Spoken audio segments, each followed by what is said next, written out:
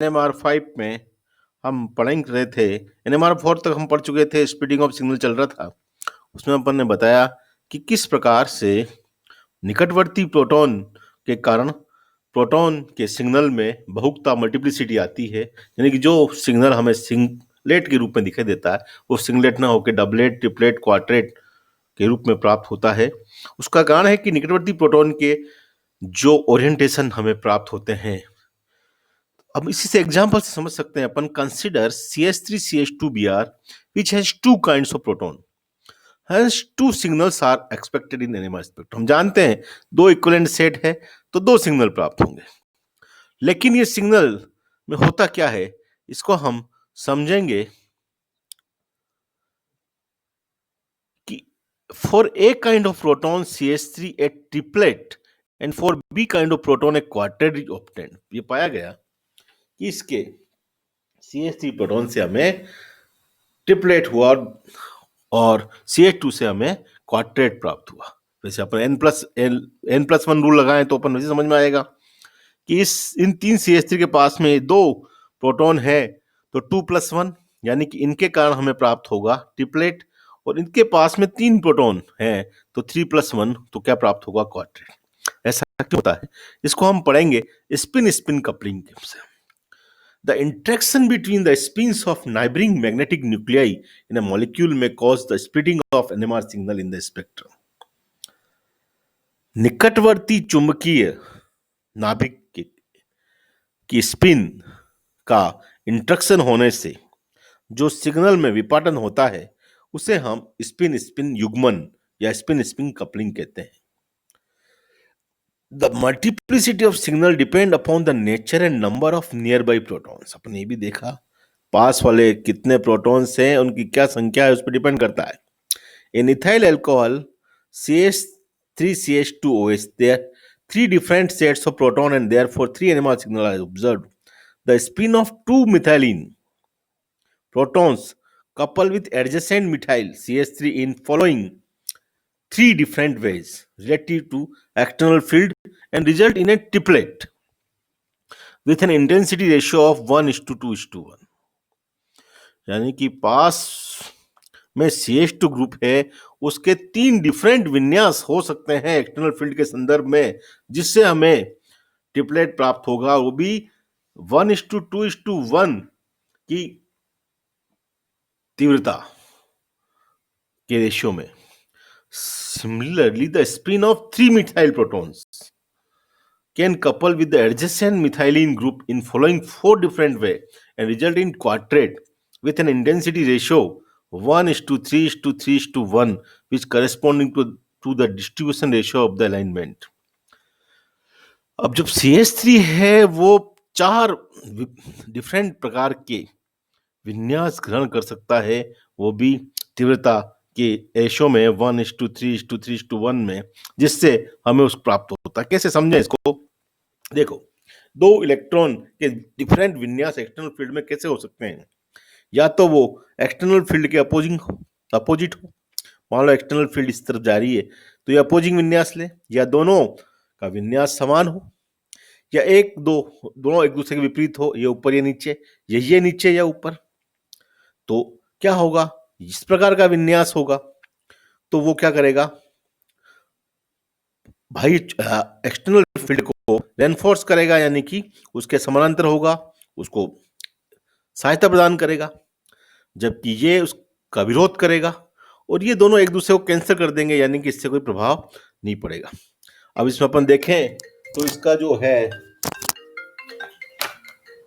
1:2:1 है ना, तो 1:2:1 में हमें प्राप्त होगा। इसी प्रकार से तीन इलेक्ट्रॉन है तो इनके हमें इस प्रकार से चार विन्यास संभव है, तीनों पैरेलल, तीनों एंटी पैरेलल, अपोजिंग, दो ऊपर एक नीचे, दो नीचे एक ऊपर। तो इस प्रकार हमें चार विन्यास प्राप्त होते हैं 1:3:3:1 में। इस प्रकार हमें क्या होगा कि इस CH3 के कारण इस पास में CH2 प्रेजेंट है इसलिए ट्रिपलेट प्राप्त होगा, जबकि इस CH2 के पास में ये CH3 उपस्थित है इससे क्वार्टेट प्राप्त होगा। और OH वाला H जो है बीच में ऑक्सीजन आ जाने से किसी पास में कोई निकटवर्ती प्रोटॉन नहीं है, इसलिए सिंगलेट के रूप में प्राप्त होगा। It is important to know that no splitting is caused if all the protons in a molecule are equivalent, e.g. benzene. A set of equivalent protons do not have another set of proton attached to the adjacent carbon atoms. अभी अपन ने देखा जैसे ethanol में H के पास OH के वाले पे H के पास कोई पास नहीं था, इसी प्रकार से ब्यूटेनॉन में इस CH3 के पास वाले कार्बन पे कोई प्रोटॉन नहीं है, इसलिए ये भी क्या देगा, एक सिंगलेट देगा। कपलिंग कांस्टेंट और एक पढ़ा है अपने को, the distance between peak in a multiplet is a measure of the effectiveness of spin spin coupling which is usually constant and is called the coupling constant J. The value of coupling constant is independent of the external field. It is expressed in hertz or in cycle per second. दो किसी भी बहुलक बहु के दो peak के मध्य की दूरी को हम युग्मन स्थिरांक J कहते हैं। जैसे डबलेट है तो एक J होगा, ट्रिपलेट में J और J 2J होंगे। इस प्रकार ये एक कांस्टेंट है जो कि हमेशा स्थिरांक के रूप में प्राप्त होता है। अब हम बात कर रहे हैं application of NMR spectroscopy in structural diagnosis of unknown compound. सबसे पहला है with the help of number of signals, chemical shift, area of signal and multiplicity, we can determine structure of an unknown compounds. अब इस पढ़ा अपन ने, अगर अलग अलग जितने इक्विवेलेंट सेट ऑफ प्रोटॉन होंगे उतने सिग्नल प्राप्त होंगे। ये सिग्नल कहाँ प्राप्त होंगे, ये डिपेंड करता है कि वो किससे जुड़े हुए हैं, कितनी मल्टीप्लिसिटी प्राप्त होगी, उससे पता कर सकते हैं कि पास वाले कार्बन के कितने प्रोटॉन्स हैं। एरिया से हम मालूम कर सकते हैं कितने प्रोटॉन मिलके सिग्नल दे रहे हैं। इन सब से हमें कार्बनिक यौगिक की संरचना के बारे में निर्धारण हम एनएमआर स्पेक्ट्रोस्कोपी से कर सकते हैं। आपकी जो बुक है, जो भी बुक आप देखें, थर्ड ईयर वाले पढ़े तो थर्ड ईयर की जो बुक है, और एमएससी वालों के लिए जो वाई आर शर्मा की बुक है, उसमें आप देखेंगे कि अलग अलग कंपाउंड्स के एनएमआर स्पेक्ट्रा दिए हुए हैं। एथेनॉल का भी मैंने बताया तुम्हारे को, उसी प्रकार से एथेनॉल, प्रोपेनॉल, इथाइल ब्रोमाइड, अलग अलग। तो आप उस स्पेक्ट्रा को देखें तो मालूम चलेगा कि कितने सिग्नल्स प्राप्त हो रहे हैं, क्यों हो रहे हैं। अगर कोई दिक्कत है तो आप पूछिए कि इसका समझ में नहीं आया। हम इस तरह स्ट्रक्चर डिटरमिनेशन में एनएमआर स्पेक्ट्रोस्कोपी को काम में ले सकते हैं। हर वीडियो पे बताना संभव नहीं है हर स्ट्रक्चर को, क्योंकि वो बहुत लंबा वीडियो चला जाएगा और उसको आप देखते नहीं है, इसलिए आप किताब से पढ़ें और कोई प्रॉब्लम हो तो पूछें। डिटेक्शन ऑफ हाइड्रोजन बॉन्डिंग, अपन ने कहा कि हाइड्रोजन बॉन्ड बनने से सिग्नल जो है डाउनफील्ड की ओर चले जाते हैं, एब्जॉर्प्शन डाउनफील्ड की ओर होने लग जाता है, डीस्टिलिंग हो जाती है प्रोटॉन की। और ये भी कहा कि अभी अपन ने इंटर और इंट्रामोलिकुलर हाइड्रोजन बॉन्डिंग के बारे में भी हम जानकारी प्राप्त कर सकते हैं। Distinction between cis trans isomers, समपक्ष विपक्ष ज्यामिति समावेश की जानकारी हम एनएमआर स्पेक्ट्रा से कर सकते हैं। समपक्ष में का J का मान मतलब कपलिंग कांस्टेंट का मान अलग होता है, जबकि विपक्ष के लिए कपलिंग कांस्टेंट का मान अलग होता है। कपलिंग कांस्टेंट के मान के आधार पर भी हम क्या कर सकते हैं, डिस्टिंग्विश कर सकते हैं, समपक्ष और विपक्ष ज्यामिति को विभेदित कर सकते हैं।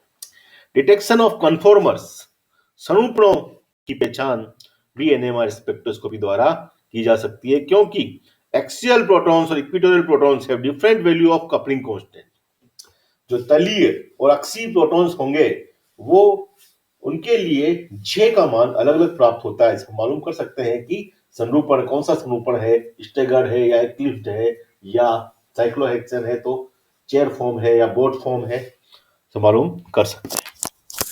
In the study of keto enol tautomerism, हम जानते हैं टोटोमेरिज्म, कीटोइनोल टोटोमेरिज्म होता है जिसमें दोनों रूप एक दूसरे में परिवर्तित होते रहते हैं।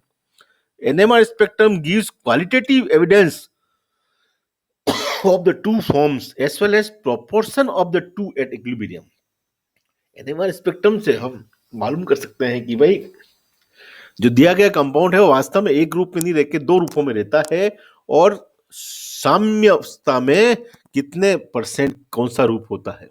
इसकी जानकारी भी हम एनएमआर स्पेक्ट्रम से प्राप्त कर सकते हैं। जैसे एसिटाइल एसीटोन कीटो एनोल रूप में रहता है, तो अगर ये एक रूप में रहता, तो अगर केवल कीटो रूप में रहता तो हमें केवल 2 प्रकार के सिग्नल ही प्राप्त होते हैं। लेकिन एनएमआर स्पेक्ट्रम में 6 प्रकार के सिग्नल प्राप्त होना अपने आप में ये प्रूव कर रहा है कि इसमें कीटो एनोल दोनों फॉर्म्स होती है और इक्विलिब्रियम पर भी एग्जिस्ट करती है। इस प्रकार कई उपयोग और हैं, जैसे quantitative analysis, elemental analysis, detection of double bond character, ये सभी आप बुक से देखें, इसमें कोई ज़्यादा समझने वाली बात नहीं है। हमने जहाँ तक कोशिश की कि इसको हम एक तरह से ब्रीफ में एनएमआर को समझें। फिर भी अगर आपको कोई प्रॉब्लम है तो आप पूछें, हम इसको लिए एक नया वीडियो और बना सकते हैं जिसमें आपको और ब्रीफ में समझा सकते हैं। धन्यवाद।